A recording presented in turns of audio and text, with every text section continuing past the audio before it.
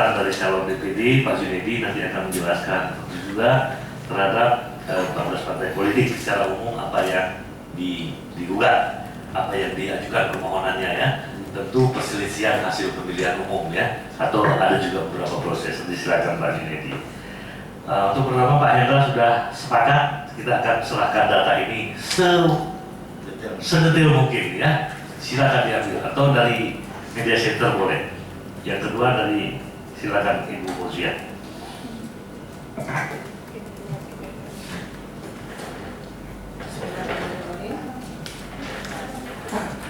Assalamualaikum warahmatullahi wabarakatuh.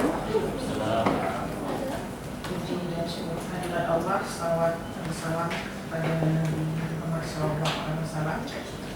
Terhadap pertanyaan dari teman kita Afifuddin dari Merdeka.com terhadap BPS HP Pilpres yang sudah kita tetapkan, yang sudah hasil penetapan pemutahiran yang telah dilakukan oleh BPS selama kurang lebih hampir 1 bulan dari tanggal 20 Maret sampai penetapan tanggal 12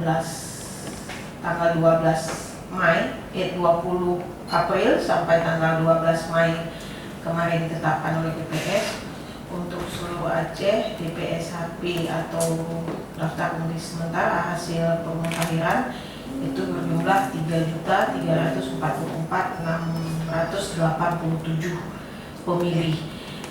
Dalam hal ini bisa diulang 3.344.687 itu yang sudah kita tetapkan tanggal 19 Mei kemarin. Ada penambahan dari DPT-nya Pileg Pemilu Legislatif.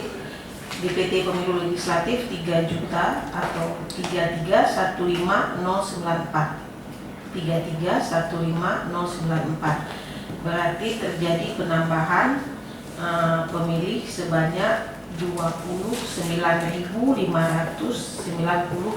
pemilih.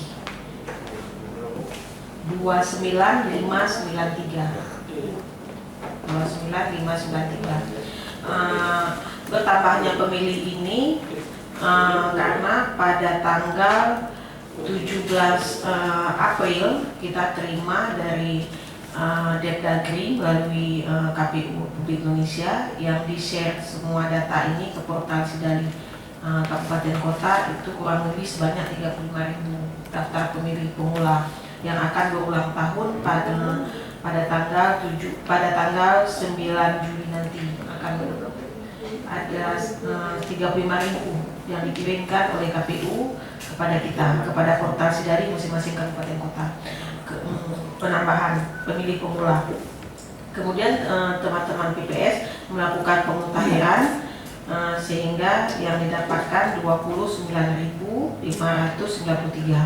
Itu penambahannya. Kenapa berkurang dari yang dikirimkan oleh KPU? Bisa jadi karena tadi setelah dicoplit atau setelah dimutahirkan ke setiap kampung ada pemilih-pemilih yang sudah TNS, misalnya yang sudah menjadi TNI Polri.